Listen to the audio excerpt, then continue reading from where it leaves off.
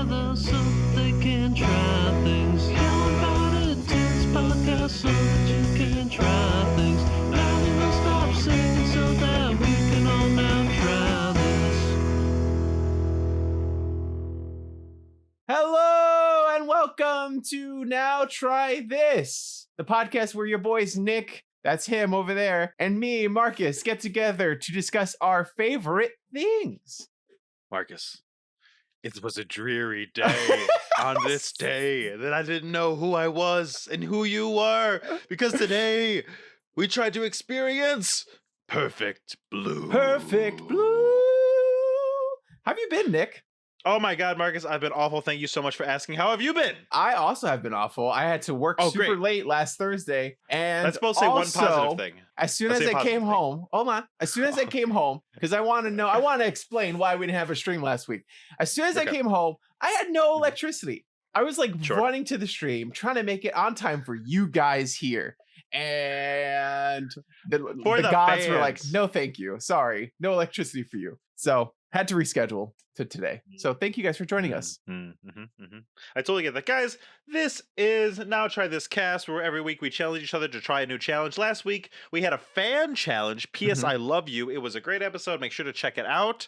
Yep. And that try was brought to you by patreon.com.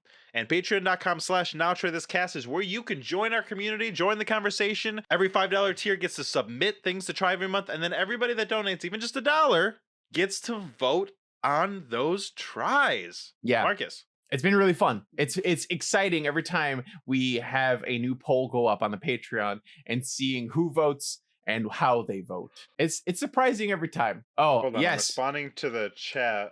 We're responding to the chat. Thank you everybody for Yes. joining. Harper, shout outs to Dash, shout out to Cruz. Yeah, I have a tan. I've been running more. I haven't been running more. I've been running the same. It's just my knee has been causing me to run less than I used to run. So I'm working my way back up. Today I ran 6 miles, the most so far I've been able to run in And one I've go. learned today that I'm less handsome than you and I'm less tan. And I should feel bad about that. That's what I've learned think today. you're less. Maybe you're less tan, but you're definitely not less brown. I don't know.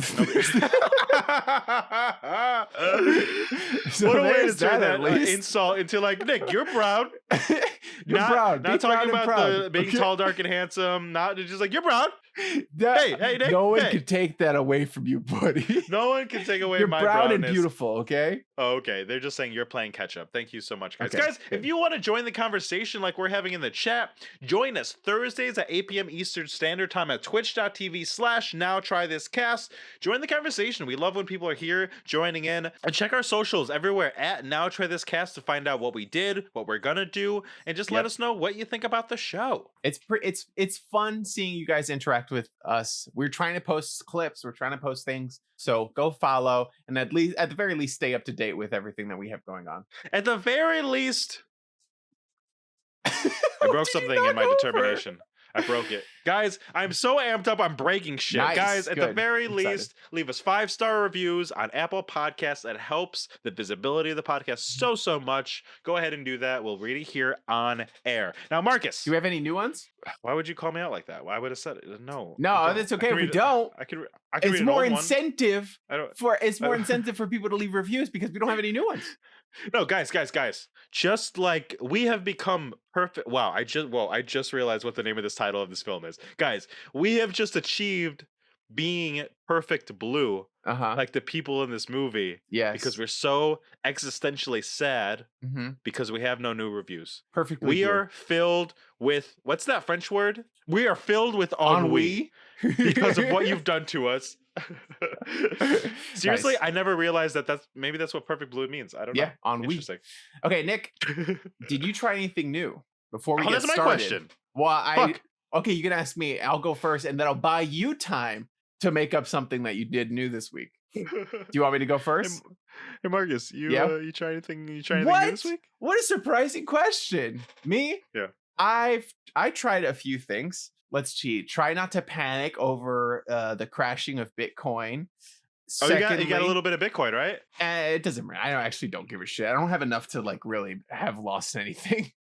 Then we also What a ride, huh? I went to the Jersey Shore and went to the boardwalk for the first time ever. Weird. You've lived in Yeah. Jersey a long time. Yeah, the shore is kind of far away. It's like a 2-hour drive. I imagine Jersey as there's part of it that's facing New York, Yeah. and there's a part that's Jersey Shore. And I won my first carnival game. Ooh, ever? Like in your life? I'm going to say yes. Is that because you suck at carnival games, or because you Can are poor and you haven't been to a lot of guess- carnivals? Can you guess which carnival game I won, Nick? Oh my god, let me think. You are, can I be honest? I'm gonna fucking suck your cock right now. Oh, yeah, nice. You were like super good at games and shit, so you're super dexterous. And I also know you're very smart, so I assume you would avoid the ones that you literally can't win. Ooh, this is tough. I'm gonna assume it's something that has to do with a gun. Wow. That's weirdly specific. And I appreciate right? that you think I'm so dexterous I can handle a gun properly. No, you're wrong. It was I won the ring toss game, which is on the list of impossible games that you can't win. How'd you do it? I don't know. I was just like gently throwing them high and as slowly as possible. And I won a huge owl that was like way too big and ended That's up giving it amazing. to my girlfriend's mom. Oh, what was the Carney's? But Carney is probably politically incorrect. What was the grifter who was working the booth? What was their reaction They were to you winning? So they were staying there and they were like shocked. And I was like, fuck yeah, awesome. And I was super hyped. And then I was like, okay, Darren's mom gets to pick the prize. And so she took a little while to pick the prize, and she picked one, which was like the owl. And they were like, they both, I think, let out a sigh because it was the only one that they didn't have there. So they had to radio someone to then bring the prize from wherever they have the other prizes. And then we were talking to them for way too long, to the point where Darren and I just left Darren's mom there because we were like, we don't want to deal with talking to 16-year-olds. Oh my god, Dash 9.42 in the chat said they're 16 and maybe grifters is extreme. No, that's how they get you. They put you in their lies of thinking they're like youth and they're like trustworthy. No, they're old. Not on my watch. Nick, now it's your turn. I told the lengthy story about my ring toss success. I know, but it was so good. I don't have a story in compare. I've been looking for apartments. It's been super boring and that's annoying. I'm waiting on some approval on some. That's it. Is your background gonna change with the new apartment? Oh my god, probably. Honestly, Wow. I very much was looking for something that I would have something at least comparable. Yeah. Because what kind of bozo stands in front of like a mostly blank wall with just like 3 paintings like fucking Hey, no, shut up. It's beautiful. It works. It fits my aesthetic. It's great. I'm just kidding. Though I will tell you now, if I end up having to do the Twitch setup where my bed is in the frame, I want you to know I'm gonna have fucking mood lighting and fucking lights under the bed and be one of those Twitchers. Nice, It'll feel nice, like I'm nice. trying to seduce you. I like it. It's either gonna be this or I'm gonna be seducing you. Those are the 2 options. Marcus, last week we did a fan challenge. Yes, we did. This week was your turn. What did you give me? I gave you Perfect Blue, which is an anime from 1997.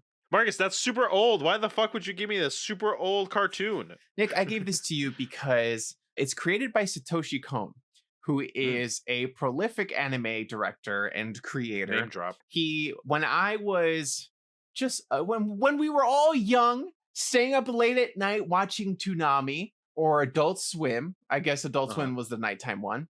I was up late one night watching Adult Swim, and Nobody's here to judge your childhood sleep schedule. This weird anime came on, and it had a kid holding a golden bat with rollerblades. Oh yeah. And I was like, what the fuck is this shit? So my brother and I, we watched it out of curiosity. Oh, thanks for the cheer, Harper. We watched it in the chat. We watched it out of curiosity, and we ended up falling in love with a show called Paranoia Agent. That's what it was called. 13 episodes long, and it was just a trippy, wild ride. And it just was like right up my alley. It totally fit with like my kind of shit. You know what I mean? It was great.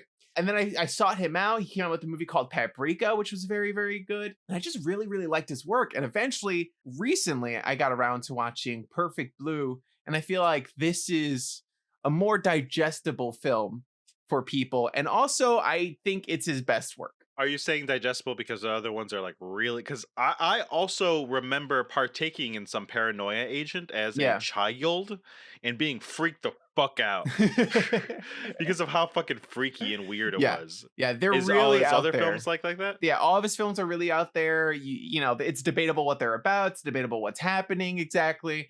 But I feel like Perfect Blue is just his best one. Mm, And, interesting. and I Interesting. wanted to share that experience of watching it with you. I wanted to discuss the themes. I wanted to talk about what you think the movie's about. What do you think happened in the film?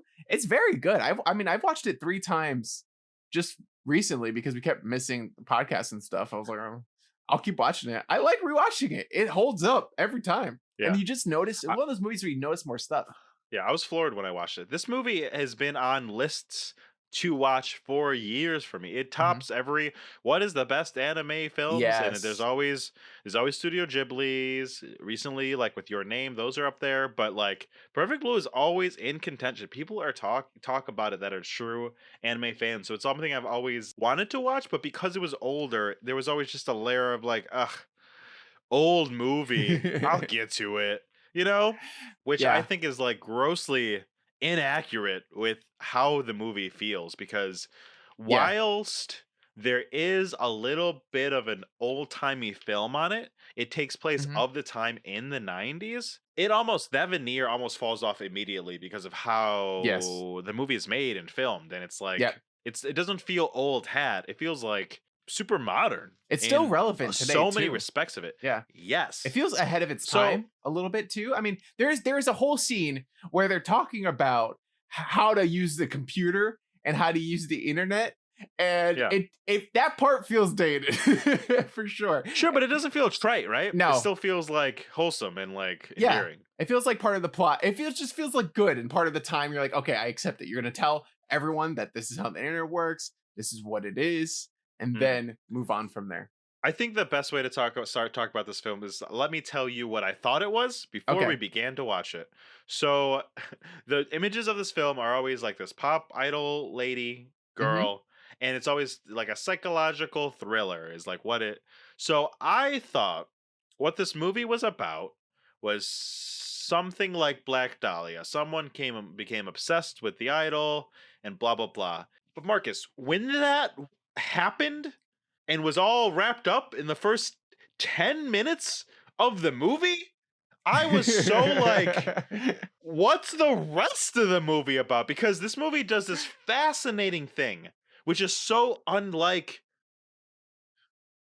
Western media. Yeah. No, hold on. The It's two so maps, Asian, Western. Yeah, it's so unlike Western media where if this movie was made in America, it would have languished in the fact that it's like, oh, is she being stalked? Yeah. Is there someone behind the scenes? Ooh. There's a lot And of that would that have in been this too, but it's not the point of the movie. You know what I mean? but it's different. It's Yeah. different because you know who the stalker is right away. Hmm. And this movie does a wonderful job of showing you of giving you an answer to your questions and you're like, great.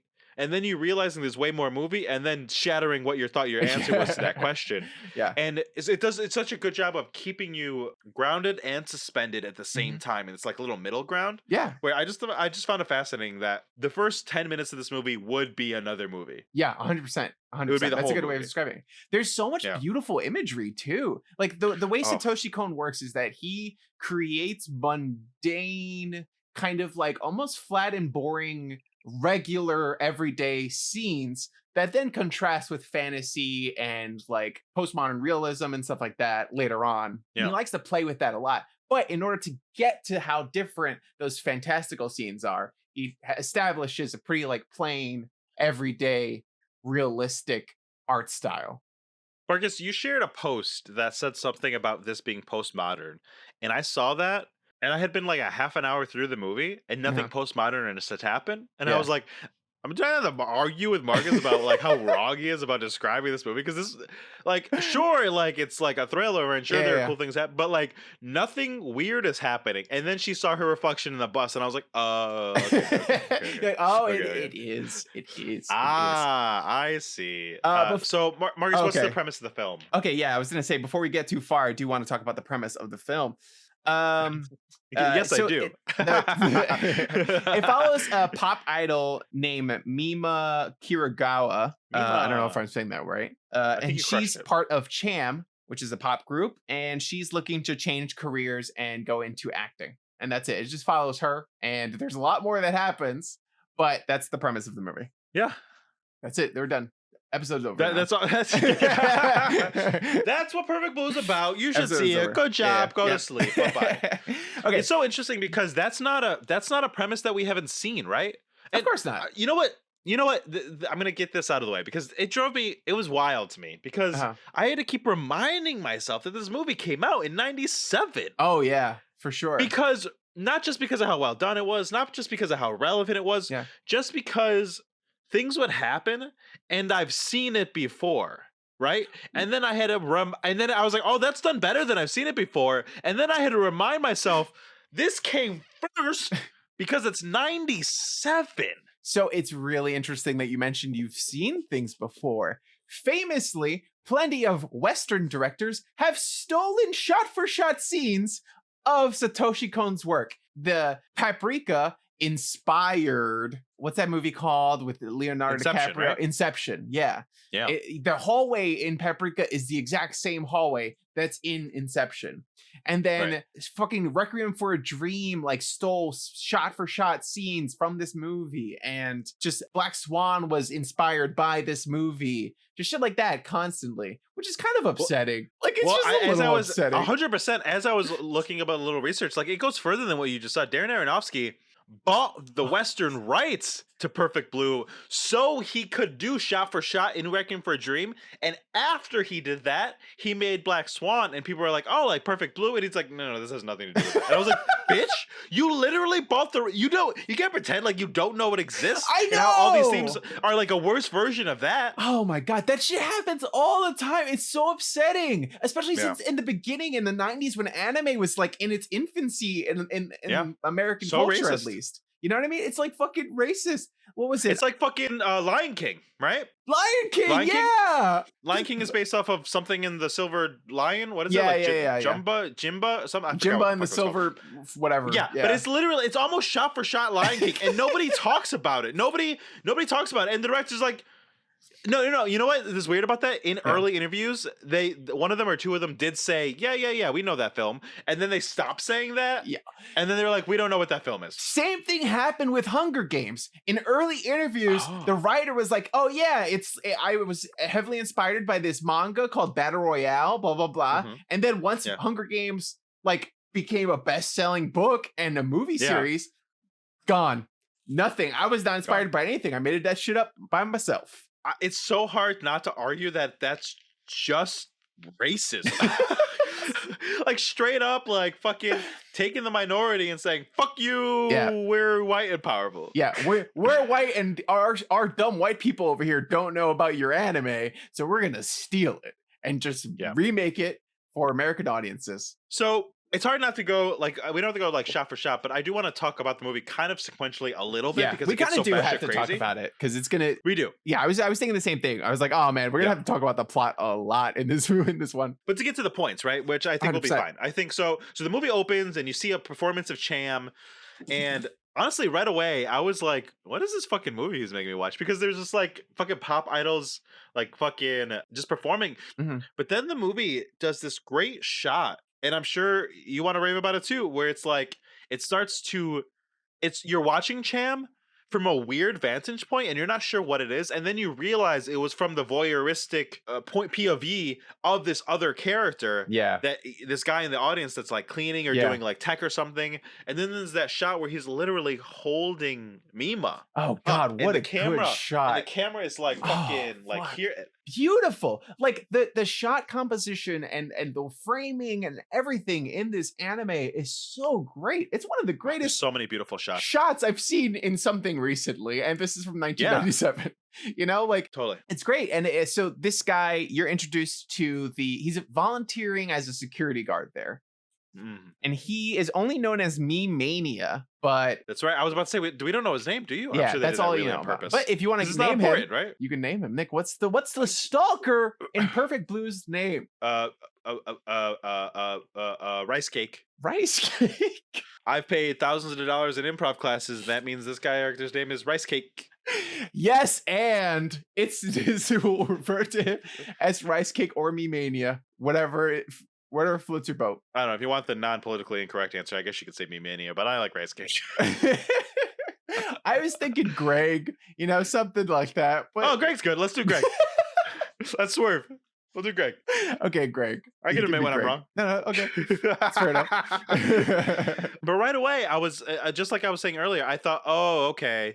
I was like, okay, great. So Greg is gonna be stalking her. It's not gonna like tell us, and he's gonna like do weird shit. Then we're eventually gonna see it. So we're gonna all culminate in a thing. But then it got really weird because then we follow because that same opening is like juxtaposed with like Mima shopping. Yeah. And then Mima like going home. And it's like what you were saying, right? About the mundane. Mundane. Very boring. She's just shopping. She's grabbing some milk. It's like it's so oh god, it's so good too because it's such a boring scene. She's shopping, she's doing groceries. That's it. Nothing interesting is happening. But it becomes a setup for like one of the creepiest scenes later on, which is just so well done, so well thought out. That payoff was good, really good. It is. Speaking of payoff, I just recently watched Mitchell versus the Machines. And loved it. Great film. I was listening to the Slash Filmcast about it, and they were talking about how clunky the screwdriver payoff was. I didn't think it was that clunky. I actually thought it was pretty good. But the point was, it's like, and now there's this weird thing, and obviously this will pay off. And I'm like, I don't have a problem with that in movies. Like, it's fine. Yeah. But when you see it done like this, and you're like, oh. Like that's a payoff. Yeah, that's Chekhov's fucking gun, right? Yeah. Jesus Christ. Yeah. Chekhov's screwdriver. Chekhov's. It's fun. You know, it's a fun gameplay. What Chekhov things have been in films? Like Anna in the Apocalypse. There's Chekhov's like swinging star thing that ends up like knocking the principal off. So dumb. It was so that's a bad payoff. That was a bad payoff. But that was an independent film made by like those people, so you don't knock it too much. Yeah, it was almost a student film, and they did a fantastic job. Guys, go check out Anna and the Apocalypse. Great musical. So then after that, we start to see that Mima is she's gonna quit being a pop idol, which is like crazy. Yeah, to be a professional actress is like the goal. And then we go to this TV show or movie. I don't know if it's a TV show or movie. It was very unclear. TV show. It's a TV show. But they talked about it like it was a movie a lot. Like that's a wrap for Double Blind. But it's kind of like a HBO show or something like that. It's like a higher budget. Oh yeah. They in the East they do that. They do prestige shows. They don't do serialized television like we do. They do also. But they do have more. They don't have shows. as many CSIs. Yeah. So you see Mima and she's got like no lines, and she got like one line, and she's like saying it over and over again. And then and the one line is one line is "Who am I?" Oh my god! Another Chekhov's gun, right? Yeah. Well, it's also just like it's just a metaphor, like a slap you over the head kind of metaphor. Like we get it, movie. It's a little bit much. But I liked it. I liked it because the way it came back was nice. I thought it was also a little ham-fisted here at the beginning, but like I forgave it because of where we ended up, right? Yeah, same. Because that theme like was actually like super important. Yeah. But you're right. I felt like, okay, whatever. No, I was like, I get it. And then correct me if I'm wrong, is the letter exploding? The letter explodes, yeah. So there's a stack of fan letters for the main actress in Double, what is it called? Double Trouble? Double Blind? Double Blind, yes. So the main actress gets, but he's like, oh, this one's for Mima. And he ends up opening it. Yeah, her agent. Her agent ends up opening it. And it explodes. And it says explodes. Yeah, and I think the letter says like next time. The next one will be just real a warning or something like that. This one's just a warning. Next one will be real. But it exploded. It hurt him. It was real enough to that guy. And again, I was sitting here like, oh, like movie.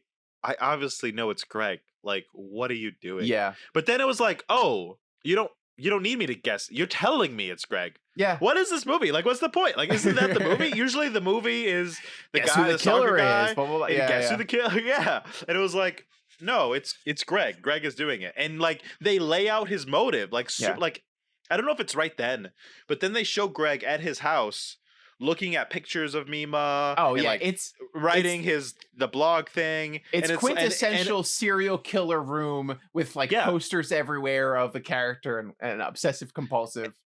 And you know right away his motivation is he wants her back on the pop idol track, right? Yeah. And I was just like, then what's the movie? I was so confused. I was honestly kind of confused. Like I was enjoying it, Yeah, but I was yeah. confused. I was like, what's this movie about? But I think because he's just telling you things like that, he's just telling you like this is who the stalker is, this is who we're following, that he gets to play around a lot more with themes, and he gets to play a lot more with what he's trying to say and focus on the message a little bit more than the plot points that he has to hit to tell a story, which is interesting. What do you think about that? Did you like it? I liked it a lot. It's weird? I mean, the story was very simple to follow, but because of that, you got a lot more out of the message behind it.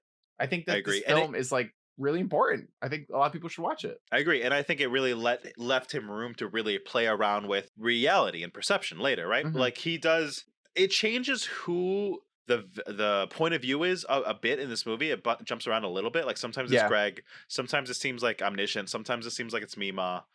But because of that, he really plays with like what reality is, especially because this film does a very traditional trope, which I don't mind. I love tropes. We know this about me. I love tropes. The trope of a movie in a movie, right? Yeah. A play in a play, a TV show in a TV show, where it's like sometime like right after that you see, because I think the agent's like, give her more lines, and he's like, fine. And she's like running through the street, and a guy comes up to her and is like, hey, you want to be a model? And she's like, no. And you're like, oh, that sucks. Mima's like getting assaulted on the street. But and then I was like, is she going to pick up the modeling thing as well and try to swerve there? And then it was like, oh, camera pans back. It's in the TV show.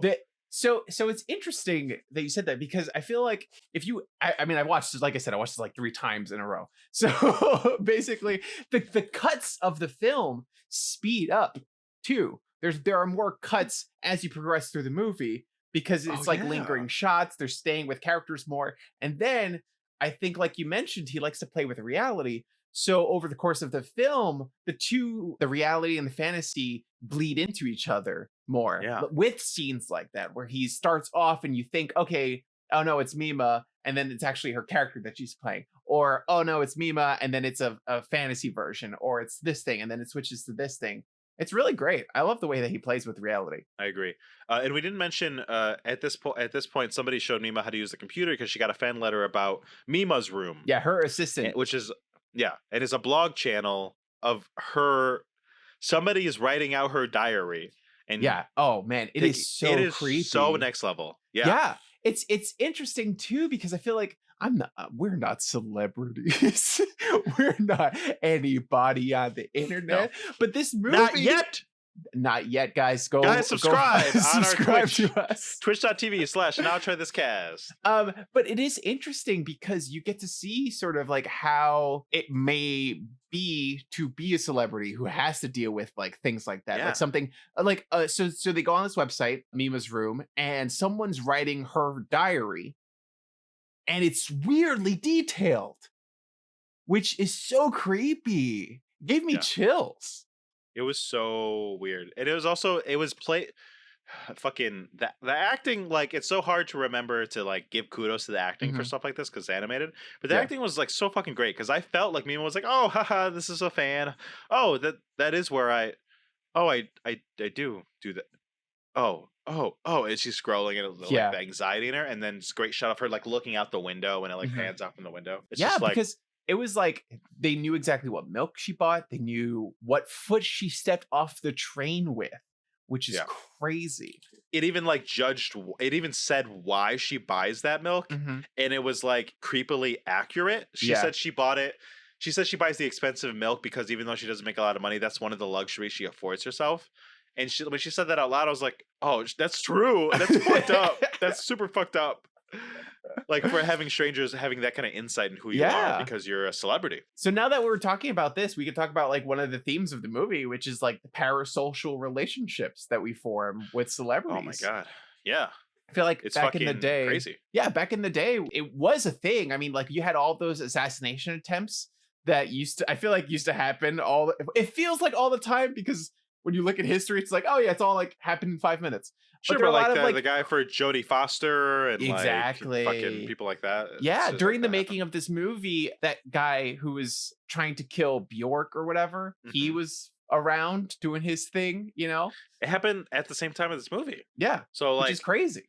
wow, like this happened. Yeah, and and now more than ever, I feel like we have to be aware of the parasocial relationships that we form with celebrities, because there's so many people out there who are like celebrities. There's people with like a few thousand followers who, if I went and asked someone on the street who they were, they wouldn't know. But you feel like you've like formed this Yeah. weird, intimate connection with them. Is there anybody that you follow on Instagram or Facebook or anywhere where you like them because of who they are, and you like Oh, almost God. check in because you feel like you're their friend, like, right? And we're normal, like, right? Like, guys, we're yeah, normal. Yeah, guys, we're okay? normal. Guys, yeah, we're We're the normal. normal people here. We're the normal ones, and we get obsessed like that. Okay, it's it's such a slippery slope. Yes. But do you have anybody like that? Well, that you follow?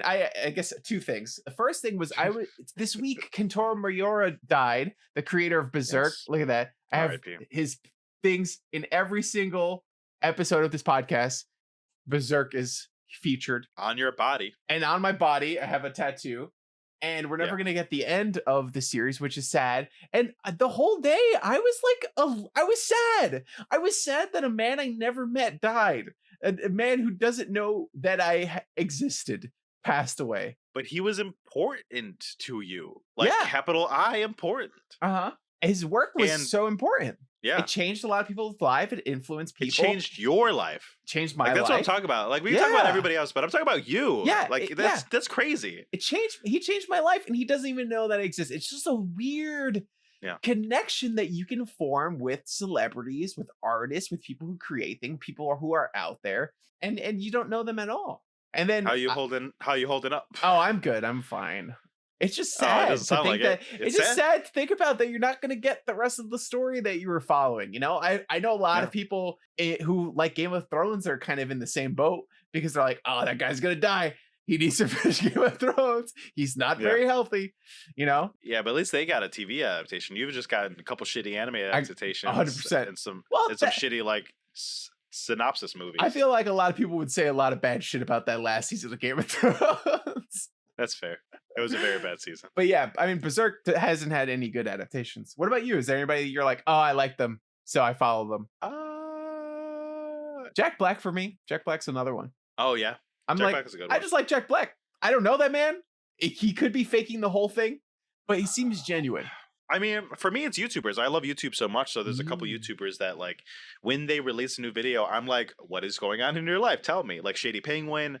Oh, Megan yeah. Batoon. There's just a bunch of YouTubers that I'm like, I follow their lives because Yeah. they're so sharing. And I feel like I feel like I'm checking in with a friend when I watch their videos, which is, you know, ridiculous. Yep. But also, it's weird because this time period is different than now, right? Because there's a veil there Mhm. in this movie that Greg is lifting to look in. Yeah. In our generation, we've lifted the veil.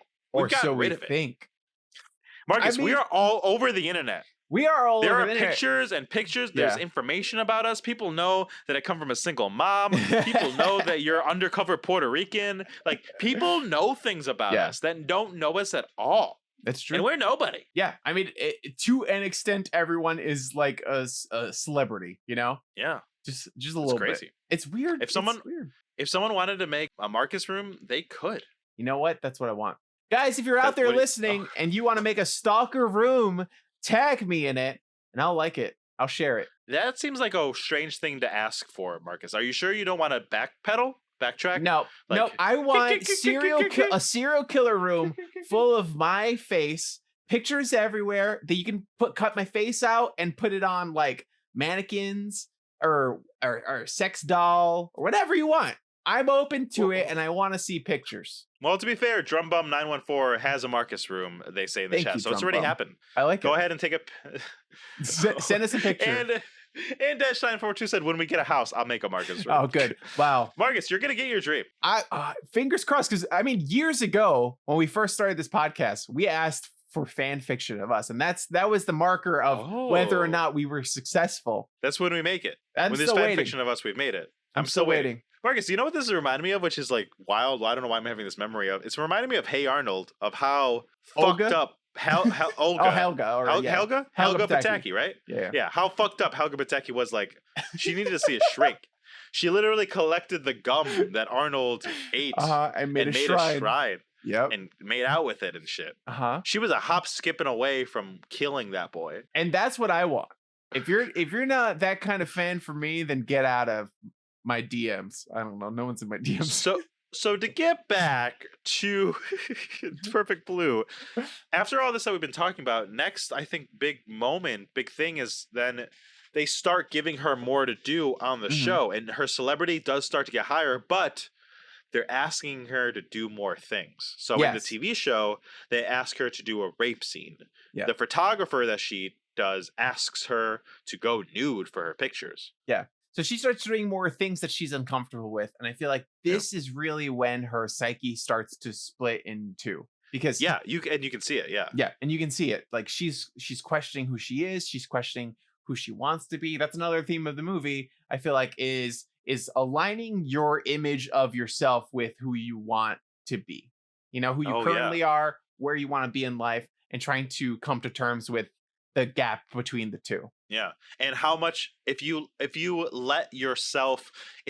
give away yourself to become who you are you still who you were? Yeah. Like, are the sacrifices you still that that person you make at all to get your dreams? Like, it's all pretty big, heavy themes in this movie. I will say this movie is tackling a very big thing. It made me very uncomfy, but it handles it in a very tactful way, because I think. Did you say because uncomfy? Instead of, yeah, I said uncomfy. It made me very uncomfy, like on the inside, like I was uncomfy. That's just weirdly adorable. Thank you. Sorry, I didn't mean to put you on blast. No, you can put me on blast. What's the show if not to put each other on blast? So, but he does a really good. I don't want to say good job. He takes painstaking care, it seems, in these scenes that are very uncomfy. So, for example, when the rape scene happens in the movie, it doesn't do the thing that it does in the other parts of the movie where it like is pretending it's reality. It's making a point to show all the other people in the room, to show it's a movie set, to have cuts in between, to literally have a cut and say the guy's got to go faster. Literally have a moment which I appreciated, honestly, so fucking much. Yeah. When the guy that was doing it leaned in and said, "I'm sorry." Yeah. To humanize all of it. Like that was so important to say that she has agency. And whilst she felt like she needed to do this, while that's all awful, while no one should have asked her to do this, the fact that happened didn't take away Mima's agency, and I think that is so important when you handle subjects like this. Yeah, it's definitely a hard thing to do, especially when you're trying to use it as a metaphor for what she's giving up and like what she's trying to become and her changing. It's just like it's hard. It's a hard thing to use in film because it doesn't. A lot of people often, use like it Game of Thrones. gratuitously. Game of Thrones. Oh God, fucking Game of Thrones. Yeah, Game of Thrones used it awfully. Yeah, but in this scene, it felt like it was fictional, so it was still, but it was still effective. It was hard to watch. It was very hard to watch. Yeah. It literally, listening to Mima scream was really tough. Yeah. But it didn't. But the movie was doing such a good job of engrossing me that I didn't like get taken away. I didn't like oh, write this movie off now. But I think like the genius of the director, like you're saying, is that intention to make you sit there and lament about this awful thing is like a point, right? To make you to break you out for a second, to make you think like, wow, what is happening here? Is this worth it? And making you ask yourself that question, right? Yeah. And I like content that's sort of filmed in this way because it forces you to think about it more than you would if you were just worried about kind of like figuring out the plot of the movie or whatever. Like it's different, it's unique, it's filmed differently, it approaches storytelling differently in just a way that forces you to be like, what is this movie about? Yeah. And I feel like all that we just said. Go ahead. No. I was just going to say that I think that's like a talent that he has and not a lot of directors have. Yeah, and I was just going to say, and I think all of what we just said holds true of the nude photo shoot as well. You know, that it handles that in a very similar way of trying to give her as much agency as respect as she can. But afterwards, how heartbreaking is it when she's like so upset about it, right? She goes home and her fishes are dead, and she just like breaks down, you know? She breaks. And at this point in the movie, she's starting to like lose time and be like a little weird Yeah. and off. And you're like, this sucks. And we haven't even mentioned a huge part of this movie is shortly before this all started to happen, she's starting to see her pop idol self in the world. Yeah. So this happens, and her also like mixed into the film, we're getting reaction from her fans, you know, which is really interesting. Yeah. There's like this group of 3 guys who are fans of hers, and kind of like you see that had their reaction, and you also see the stalker kind of reacting. And as we meet these characters, as she does more dramatic things and changes her career, it's not well received by a lot of people. No, it's not. Especially the stalker. Which is so tough because it's what, like, maybe not the way she's doing it, but it's like it is deeply what Mima wants, right? She wants to take that next step. She doesn't want to be seen as a pop idol. Like she's like, people don't see me for who I am. I want to show that I have more to offer. You know, literally also, at one point she's like, why did I take these expensive acting classes if I'm not going to use them? Exactly. Yeah. And at one point she goes back, I think it's around this time, she goes back to her old group because they're doing a podcast or a radio show or whatever. And she talks to them and they're like, wow, since we got rid of you, we've been wildly successful. And that is just and they don't mean anything by it. They don't mean anything by it. They're very nice. Yeah. Yeah, but God. But they just work better as a duo. Yeah. Yeah. It's so weird. Yeah, Marcus, if I quit this podcast and do now this try and I'm wildly successful, God, how heartbreaking would that be, huh? No, you can't quit the podcast. I would have to quit the podcast, and then you would have to be successful on your own. That would be the equivalent of what's happening. Oh, I would quit the podcast thinking I'm bigger than you. Yes. And then I become like psychologically unwell. Yes, and then the podcast takes off. Just me talking about my favorite movies by myself. Guys, welcome back to Marcus's Now Try This. I love Perfect Blue. Here's why. Pause because you're used to it. And this is what I think about it. My opinion only. The Marcus cut of every episode. And then it's around this point that the screenwriter dies. Yeah, so the screenwriter is murdered. Like, fucking really gruesomely. Uh-huh. Yeah. It's like a exploding boombox, right? Was it exploding boombox? Or the boombox was just there playing the music and he got stabbed, I thought. Oh, in the elevator. It was unclear. He was so fucked up that I don't know. I thought he was so fucked up because of shrapnel, but he got stabbed repeatedly and violently. Also, it's worth mentioning she has 2 kind of managers helping her out. And one of them is the one that told her about the internet. And she is a former idol also. And she's very unhappy with the changes that Mima is making. Yeah, and they do it in a very like almost maternal role where like during the rape scene and things like that, she can't watch because she's so upset. And it seems maternal. Like she's crying. I'll be honest. I didn't think anything of it. This movie did such a fucking good job of making me just assume Greg was killing people. Yeah. Right? Yeah. Like when this guy died, I was like, oh, Greg killed him. When the next guy died, I was like, oh, Greg, wait, that's not Greg. That's not Greg's frame. You're like, how did Greg kill him? Fuck, hold on. No. Yeah. No. And it's the way that the movie plays with reality too. Like at one point she has, because the next person that's killed is the photographer. And she has a dream where she's killing the photographer, which makes sense based on what we've seen so far. She was uncomfortable with it. You thought it was a dream? I think it's a dream. I think she had a dream of her killing him, and then he just happened to die that same day. So that fed into her paranoia that she was like, oh no, did I kill him? Because she was worried about it. And I think you're 100% right. The way when I read it is I thought it was the director playing with us again. And because of what he did later with how we saw Mima, the fake Mima, that I assumed that was just giving us a glimpse and giving us a misdirect. But I think you're right, which is even better. How clever is that? it's really good. Like she has a dream that she murdered someone. You wake up and you find out they're dead. You're like, oh no, what the fuck happened? And then you find the bloody clothes in your fucking closet. Yeah. And your psyche is already fucking fragile as is because you're going through so much stress about everything. So at this point in the movie, you're sitting there wondering, hold on, movie. So does she also have DID and she has a stalker, and it doesn't give you anything to not think Yeah. that. It like, Yeah. no, yep, this is it. It's she has the ID and there's Uh-huh. a stalker. Yeah. You're welcome. Keep enjoying the film. And You're welcome. this movie is so smart for doing that. Movies Yeah. don't do that, you know? They're so fucking cocky when they pull a twist, right? Uh-huh. Like Oh yeah, they like, are. Oh, like they're just like fucking just look at what we did. Look Yeah. at this turn we did. you and idiots rub it in. didn't see it coming this whole time. You are a bunch of fucking stupids. And you're like, no, like fucking, it was obvious, you know? And they're Yeah. so. And even oh, when a movie's God. clever about it, and Mhm. has earned it, like I think the Knives Out twist at the end, I think has earned it. I think that's Yeah. a clever, fun way. It's still fucking masturbating all over you to fucking Yeah. prove the point. 100%. 100%. Yeah, all the movies are just like, they're so proud. It's hard not to be proud Yeah. when you pull off a good twist, though. Yeah, totally. But this movie doesn't And this hold movie your doesn't even hand. care. It doesn't give a shit. It's just like, we're going to have this happen, and you're just going to accept it. Oh, It by is the what way, it she is. killed the photographer. Do with that what you will. Yeah. We're going you're to like- show the main character murdering the photographer with the clothes in her room, and you're going to wake up and be like, man, figure Yeah. it out. And the movie is doing, and now at this point, the movie, like, I didn't even notice until you said it that it's starting to cut faster, Mhm. right? It's so smart because now she's losing time. She's Yeah. like becoming more and more.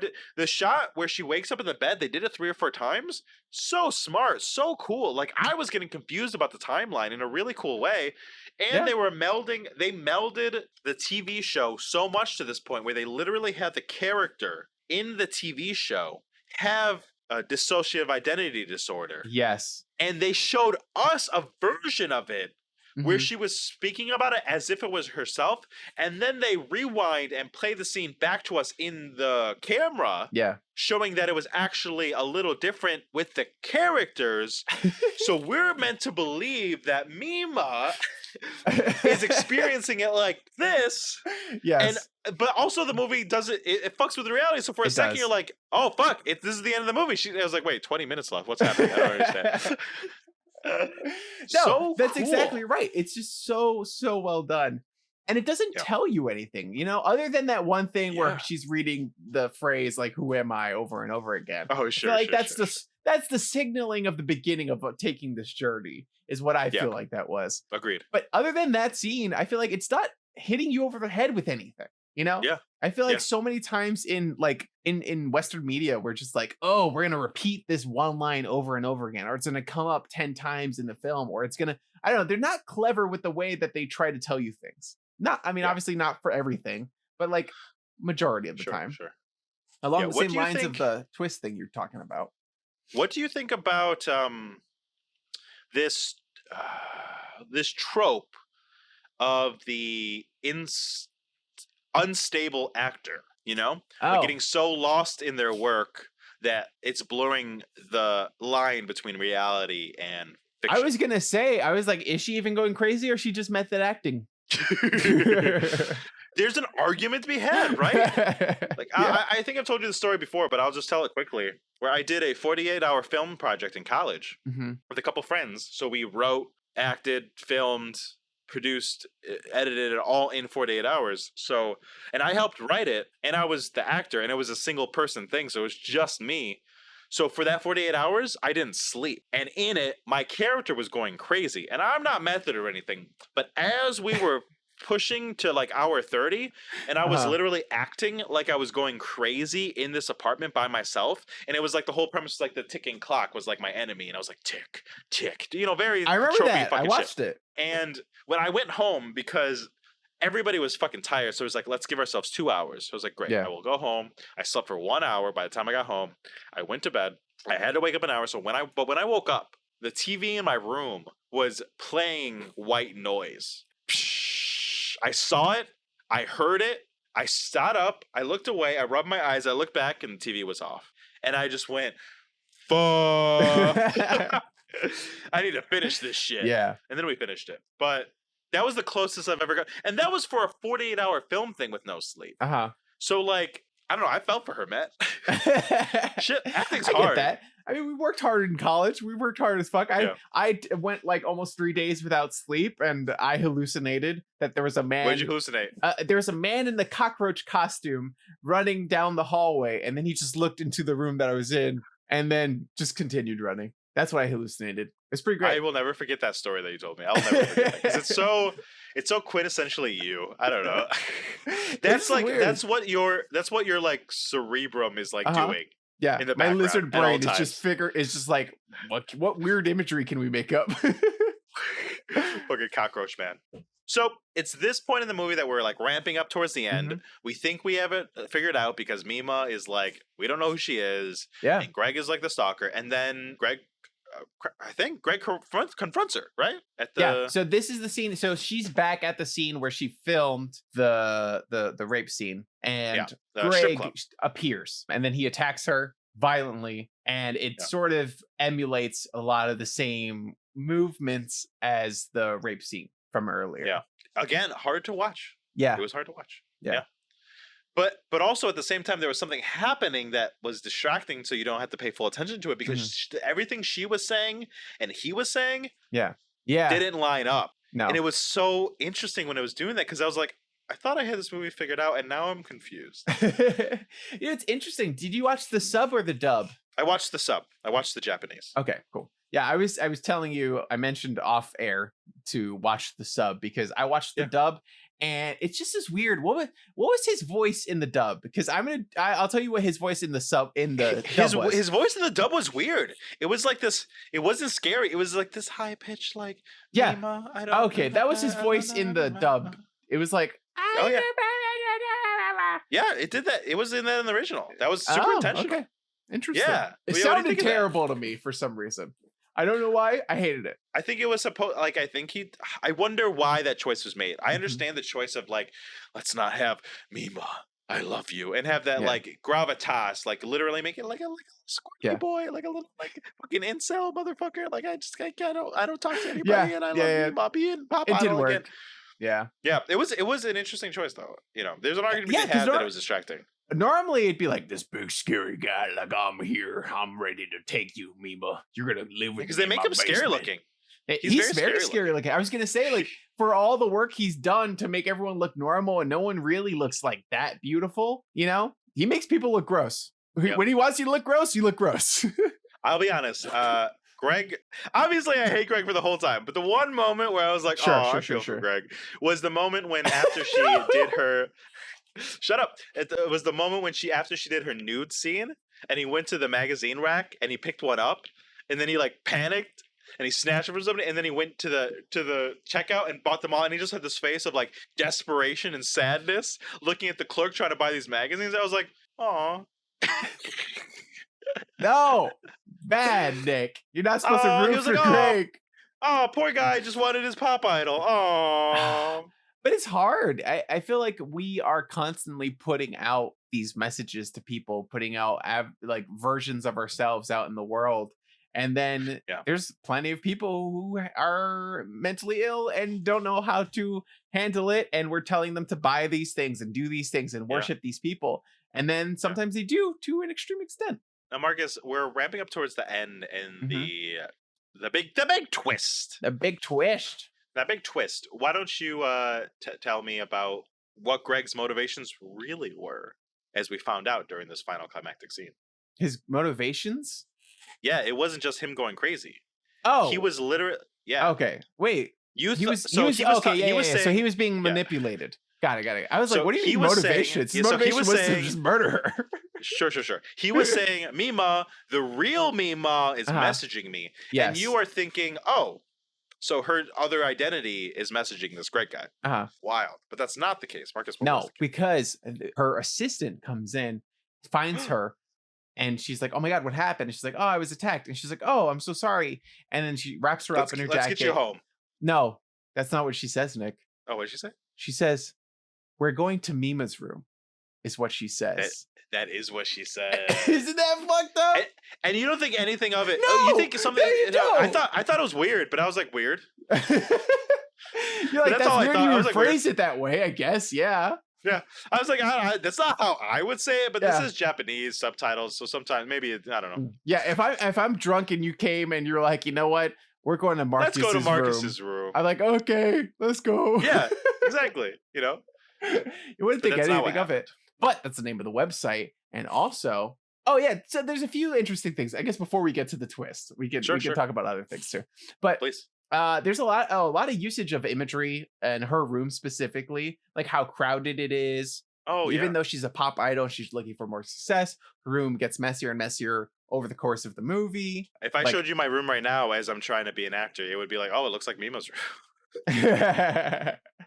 but it's different from what you would think traditionally a Japanese home would look like, just because a lot of times they pride themselves on being cleanly and stuff. Really interesting stuff.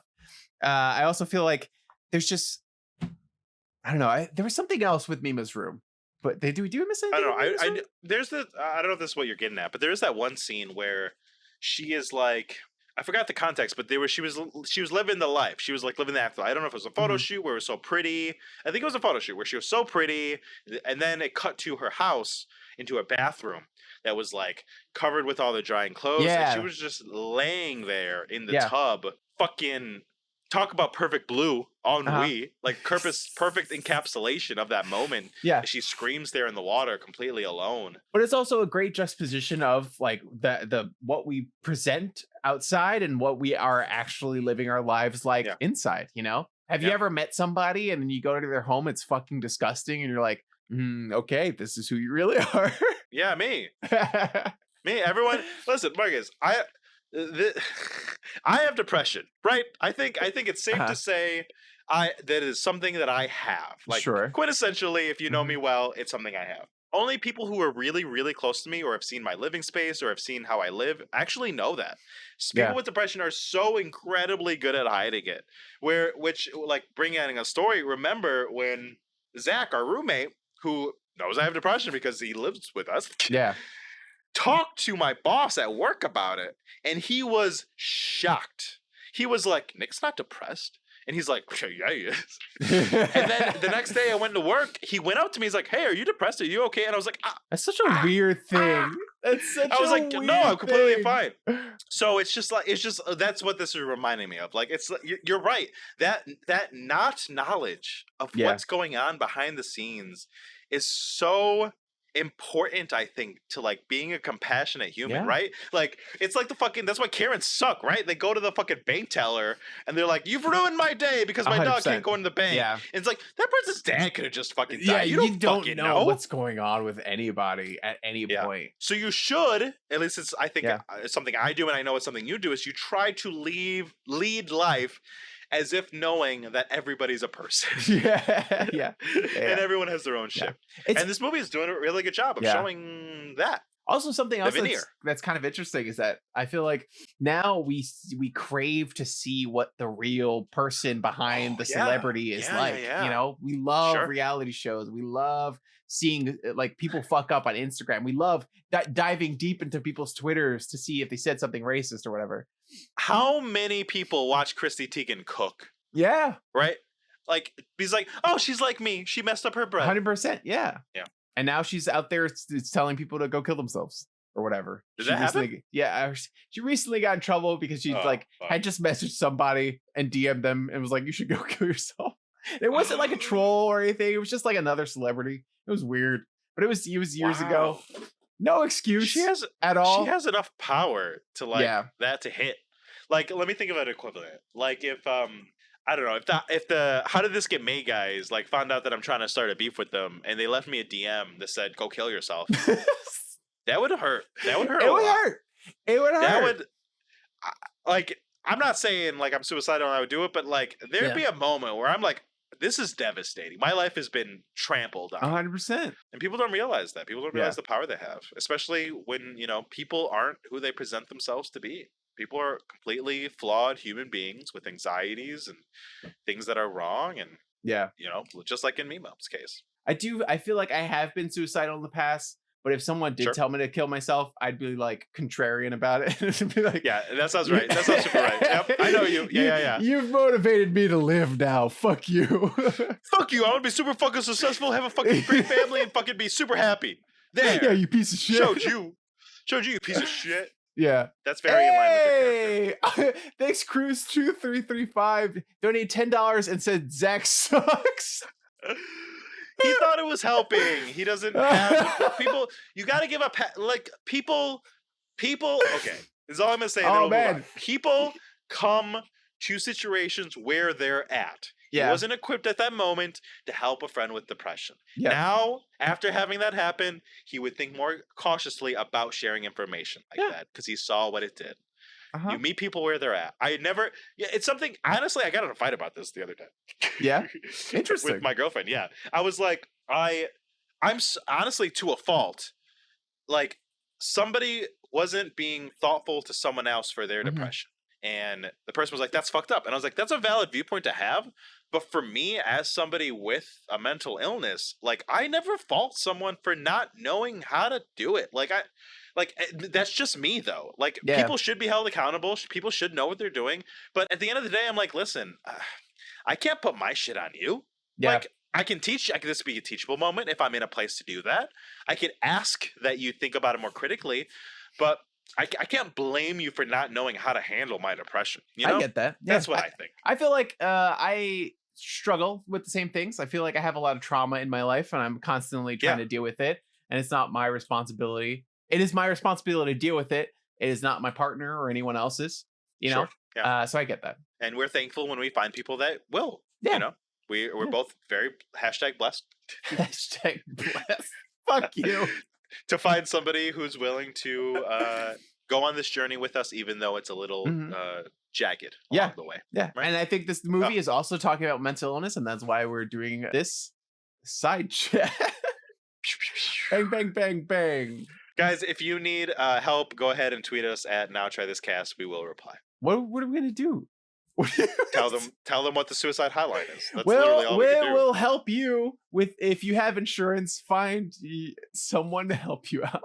That's what I'm doing right now. Okay, so Marcus, Yes. all this movie, all Uh-huh. these themes are ramping up to go to Mima's room. Yeah. do we So find? we enter Mima's room. Well, we enter what we think is Mima's room, and it is an exact replica of Mima's room at the beginning of the film. Yeah. Oh, and there's that wonderful shot of why we do it, right? Because when she sees the fish are alive. Yes. So her fish Yeah. have died, and she sees that the fish are alive, and she's like, "Wait, I'm not in my room. It's weird." And then she gets up, she looks around, Looks over. and she sees herself. She sees Mima, the pop idol version of herself. Yeah. And I was like, fuck. Yeah, that was weird. I was like, "Oh no, what's happening?" I was very confused the first time At I this watched point, it. I thought the movie was being like super postmodern, and I was like, oh, her fucking post identity shit, like fucking her dissociative identity shit, literally manifested too. And I was like, fuck. That's what I thought happened too. That's the same thing I Yeah. thought happened, because he does that stuff too. Like, he does manifestations of your personas. Totally. You know, And I would have bought coming it to at this life. point. Yeah, I would be down with it. I do Yeah. like it a little better that it does have an answer, that it wasn't I agree. a manifestation of her like internal struggle. I think the genius of this film is right. It handles all these postmodern like cutaways and things, but like at the end of the day, just about everything is super explainable. Yes, everything makes sense. Like, Yeah. it's not a hard to follow movie. I could see people being confused by it, maybe the Sure. first time they watch it, but definitely at least the second time around, like everything makes sense. You know, you can figure out every moment, you can track characters' development, you can track what caused what, you know, and I like that a lot. Same.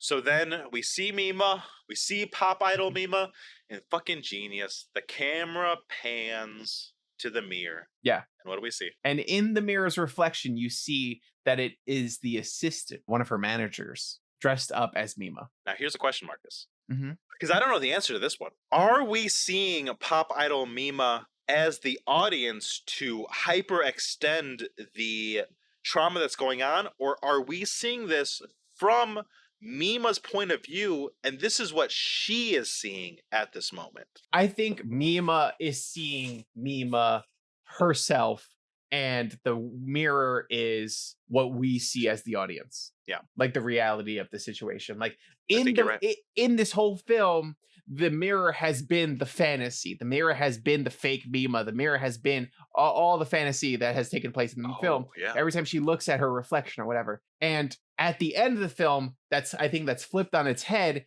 and what we're seeing is reality, and Mima is seeing the fantasy.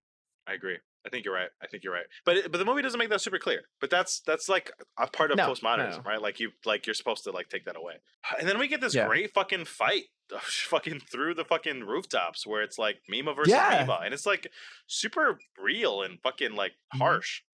It's an interesting chase scene. It feels like a thriller, you know, in the way that the thriller builds up to you finally meeting the killer or whoever is behind everything the whole time, and it Yeah. being an intense and terrifying scene. And it's funny because in Mima's reality, you see fake Mima like floating and bouncing around. Oh She has yeah, an so weird. umbrella, and it's like fantastical. In the window, in the reflection, you see that it's the manager like huffing and struggling Roomy. to run and like Yeah. scary, and it works so well to have those two images side by side. Have you ever seen Gothica, the Halle Berry movie? I did a long time ago. I barely remember it. Totally. I don't know why, but this movie dawned on me a little bit because it deals with a little bit of the same thing. She's a psychiatrist that is slowly losing it because her husband is kidnapping people or something, and you don't only Yes. find out to the end. Spoilers for Gothica. Sorry, this fucking 15-year-old movie with Halle Yep, Berry. yep. But the thing that dawned on me while I was watching this is like, wow. And also like Black Swan, but like, wow, Mhm. this was so much more effective animated because Yeah. like the swipes of like Mima is like in one place and then she turns her head and then the camera pans to another Mhm. place. In movies, there is a suspension of disbelief. You can do jarring moments like that, Yeah. but they're like, oh, cool camera shot. Yeah.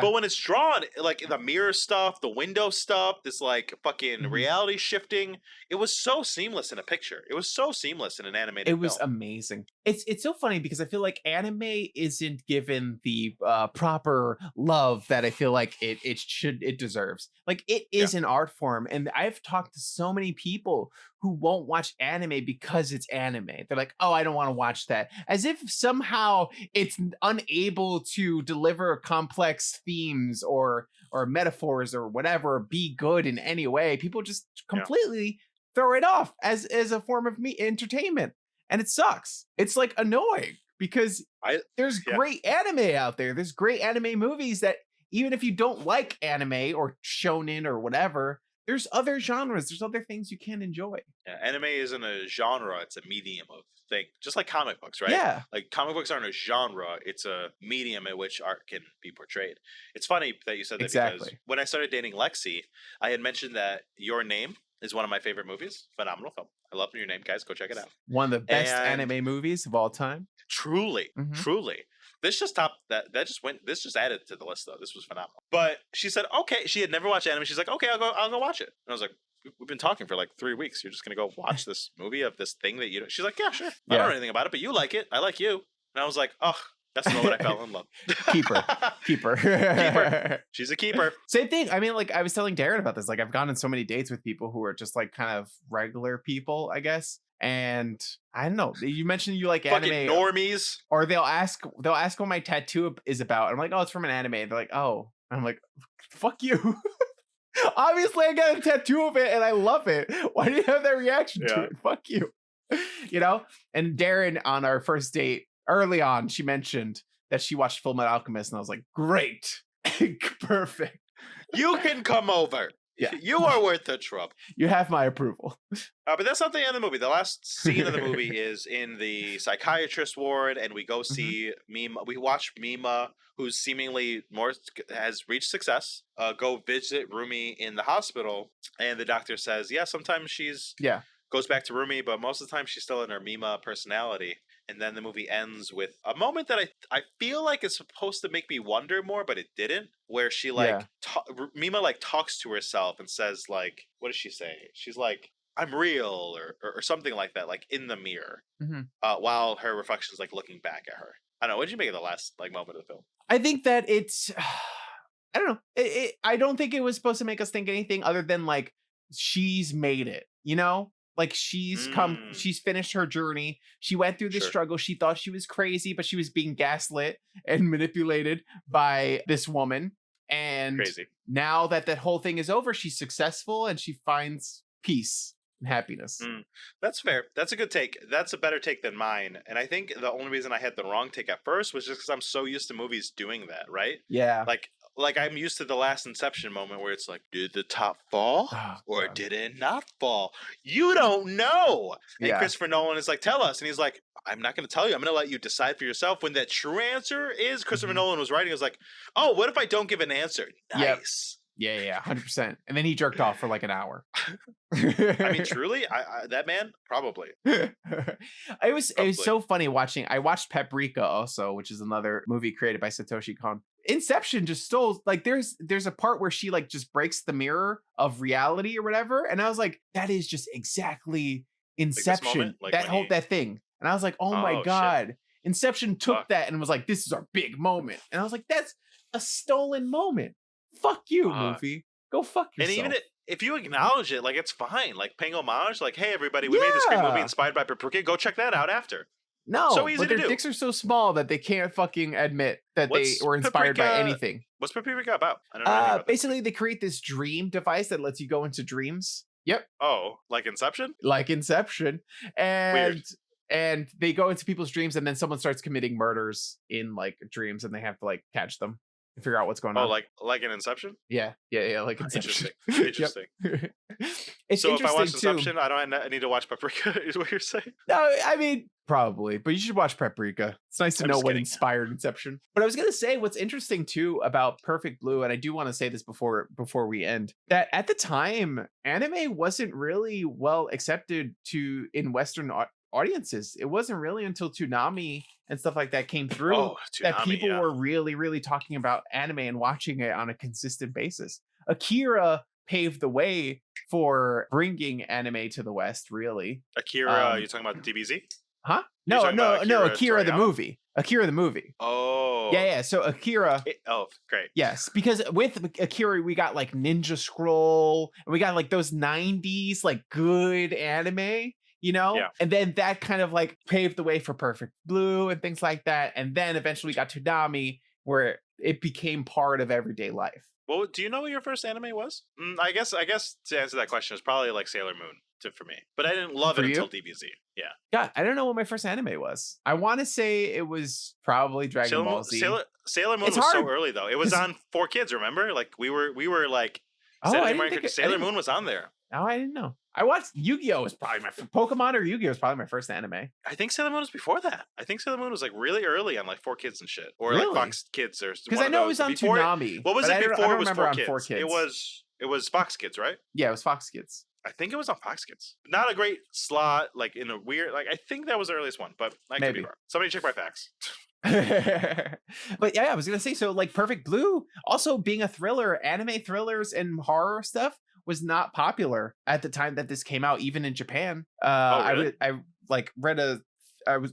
watched a video, I read something where they mentioned Vampire Hunter D, Yeah, I and remember that show. how that's like famously like a vampire monster movie around the same time as this, and they didn't know how to market it because couldn't be a horror, so they're like, oh, it's science fiction, fantasy, everything but horror, no vampires here, guys, there's science only. And so it's just interesting how they had to like manipulate the market, and even though that this was like a horror themed thing, that they were able to get it out and get it seen by people. Yeah, so strange. And even now, I would say it's probably, whilst it's in the zeitgeist, it doesn't have the notoriety it should. No, I think still till this day it Yeah. doesn't. Except now that our middling podcast has paved the way to let you all know about Perfect Blue. Fuck yeah. I mean, we had like 100 people in here at some point, you know, just all talking in the chat. And guys, if you want to join that conversation, twitch.tv/nowtrythiscast, 8 p.m. Eastern Standard Hell Time on yes. Thursdays. Also, yeah. reach out to us in any possible way that you want to, because we love hearing from you guys. Okay. We really do. And it's kind of nice. It's fun. It is. So, like, All right, Marcus, is there any other themes or anything you'd like to touch on? let me see. Let me look at my notes real quick. Let me hold on. Marcus is looking at his notes about Perfect Blue. Oh, yeah, nice. Ennui. Perfect Blue. Perfect Blue. Perfect Ennui. Nice. No, Is that what you think Perfect Blue means? Everything. I was half I joking. guess Do you so. think that's what Perfect Blue means? What's Perfect Blue mean? Like Perfect. I don't know. sadness. Sadness. Perfect Like Blue. Is it sadness? What does Why name I Perfect think Blue? so. Perfect Blue mean? Let's see if somebody comes up. Oh, Why is the another title Perfect Blue? $10 from Cruz2335.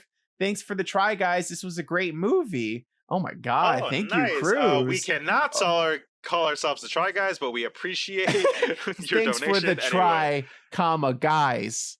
Oh, gotcha. I read it. Yeah, that's what it was. We're not the try guys. We're the now try this Oddly guys. enough, IMDb gave me an answer right away about Perfect Blue. So it Okay. has a double meaning, and multiple aspects of the stories hint to it. For example, at the end, when Mima exits the hospital after seeing Rumor, the only shot with a clear sky in it appears, meaning that the confusion in Mima's life is over. Oh, a perfect blue sky. Yeah. Interesting. That's cool. Nice. There was an answer. Look at that, Cool. guys. And We this are person smart says- enough to Google things we don't know. This person said blue. This is Reddit, so grain of salt. Blue is a color associated with happiness in Japan, in the same way that white is associated with evil. I didn't know that, so I'm literally dead it's wrong the about the opposite. sadness. So the film name could be taken to mean perfect happiness. Isn't the protagonist's final line a perfect blue day or some such? Oh, look at that. That makes sense. And then Perfect someone happiness. said no character in the movie was talking about blue. No, You okay. idiot. He didn't say I idiot. believe that. I think perfect happiness makes more sense because that's what she's working towards. That's who Yeah. the other Mima is, and that's what she achieves at the end. Wow.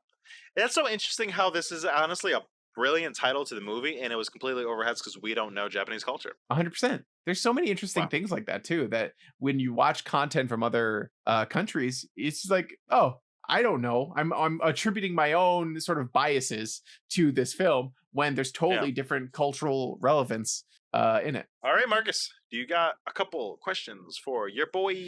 Nicholas! That was loud. Oh, my cat. Also, hello, cat.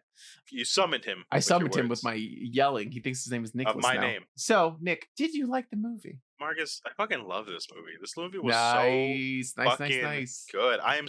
I've been wanting to watch it, like I said, for years. And honestly, this is my favorite part of the podcast. Like, yeah, sure, you're fine, cool. Yeah, like interacting with fans, that's whatever, sure, fine. But my favorite thing is being made to watch things that I know would be good for me that I just don't have the wherewithal to do myself. Because it's like, I'm busy, I'll get to that. And you're like, no, Nick, fucking watch it now. And I have to. And honestly, my life is better for having watched films like this. And it was really good. So your favorite part of the podcast is you watching things you already wanted to watch, is what you just said. Okay. Yeah, that's right. That's a pretty good summation of what I said. Yeah. Yep. Put it on a bumper sticker. Put it on a t-shirt. That's the tagline. That's the t-shirt for the podcast, guys. If you want to not try this cast t-shirt and you want that put on there, you let us know. Yeah. Drop it in the chat. Okay, Nick. Now try this. Now try this. Make me watch what I already wanted to. Yeah. Nice. Satoshi Kon is dead. He died in 2010. If you were to continue would you watch his other work that he already has? You can't watch new work. You have to watch other work. Would you watch it? 100%. I don't know if I'm gonna like jump at Paprika like tomorrow, but the one that's more close on my radar is Paranoia Agent, because I remember seeing that as a fucking child, and being like, I'm too scared to like follow the show. Yeah. And now that I'm an adult, I feel like maybe I could follow the 13 episodes a little better. Honestly, probably not. I'm probably gonna watch it and call you and be like, what the fuck is this show? I don't know What what's does this going on. mean? What's happening? What does this mean? What's the baseball bat mean? But yeah, I'm excited to check out more of his work. Nice. And Nick, would you recommend this, and who would you recommend it to? Marcus, for once, I don't have a caveat of who I would recommend this to. The thing is, like, I think, like you, I'm a big advocate for anime movies and television shows. You know, so much. Nice, funny story. I've ingratiated my girlfriend into watching anime, and now she's a My Hero fan, and she just likes anime. Yeah. She just had a job interview for a new school, and guess what they talked about at her interview that she nailed and got the job at? Anime. School things, but also anime. Nice. Yeah, so I am always a big advocate of anime. I think awesome. this movie is a 10 out of 10. I think everyone should watch it. I think it's so poignant in what we watch and what we do nowadays that I think, honestly, if there's anybody that I talk to that hasn't seen this film, was like, go watch Perfect Blue. Yep. Shut up right now. Stop all conversations and go Turn watch off Perfect the Blue. podcast. No, I mean, now you can. Yeah, now they can. That's fine. They can miss out on the last minute. Shout out to the donations that we received, guys. That's very helpful. Let's keep the podcast going. Also, if you want to help us keep the podcast going, you can head over to our Patreon and patreon.com. Now try this. I got Slash You almost slash got it. now try this. Damn it. Fuck. It's also slash now try this cast. Oh my God. Nick, you do it. Guys, if you want to leave us fucking reviews, go to Apple iTunes, leave us 5-star reviews. We will read them here on the podcast. If you would like to donate to the show and become part of our community, patreon.com/nowtrythiscast. And if you just want to have a conversation, you can get at us at nowtrythiscast on all social media platforms. Nice. Guys, the Patreon is fun. You want us to do more because you're like, you know what? I'm clicking on it and I don't quite think this is worth $1 or $5 or whatever. Let us know. Let us know what we could be doing. If you want us to start a Discord, if you whatever, let us know. Exclusive content, strip teases. We're down. We want to cover the cost of the podcast. Our friend told us that people are watching people sleep on Twitch. Guys, I'm a fucking great sleeper. I'll sleep all day. Check me out. I'll sleep all day. Let's go. Yeah. Well, you know how people do like a speed contest to see who can beat a game faster and two of you will be side by side? We'll have a sleep contest to see who sleeps better. Honestly, that sounds fascinating. And then hook up our Fitbits to like a virtual chart to like track it. That sounds amazing. Yeah. Guys, I want to do that. Please donate to the Patreon so we can make that happen. We'll have a sleep off. Sleep off. Guys, thank you so much for joining us everywhere and Now Try This Cast. It was a pleasure. Sorry. Oh, the part of the podcast where you give me a challenge? We almost skipped over that part? There's one more huge part of the podcast, and that's challenging each other to try things. And it's my week. Yeah. Marcus. What? I have a challenge for you, buddy. Ooh, what challenge do you have for me? There is a movie. Okay. A series of movies, I would say, that is quintessential to who I am as a person and to my friendship to my other best friend, Joseph Cruz. And they have came out with a new installment of said film. And we are both vaccinated, baby, so you need to go and check out the newest movie in the Book of Saw franchise, Spiral, starring Chris Rock. Book of Saw? Is that what you call it, or is that what they call it? It's Spiral from the Book of Saw, starring Chris Rock. That's what it's called? That's something. Interesting. We will talk about it, buddy boy. Interesting. I am ready to go. You will see the newest Saw movie. I will watch the newest Saw movie. I will see Saw. That was a joke that was around back in the day. Thank you. Mm-hmm. Oh God. Okay, cool. I was tilting right over for that joke. It didn't land. Oh, nice. Let's end the podcast. Let's end the stream right now. Okay. Guys, thank you for listening to the podcast. Also, if you want to watch old episodes, we've been uploading them to our YouTube channel, so you can go head over there to watch them, or just join us live on the stream. Thank you for joining us. Thank you for participating in the chat. We love you all, and go out there and try some things. Good night, guys. Buenas noches for our foreign viewers. Friends get together so they can try things. You're invited to this podcast so that you can try things. Now we will stop singing so that we can all now try this.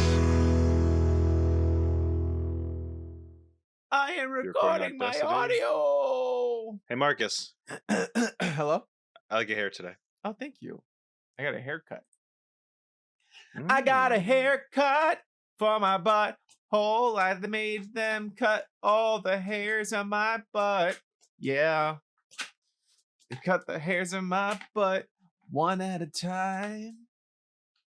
Paid extra for that.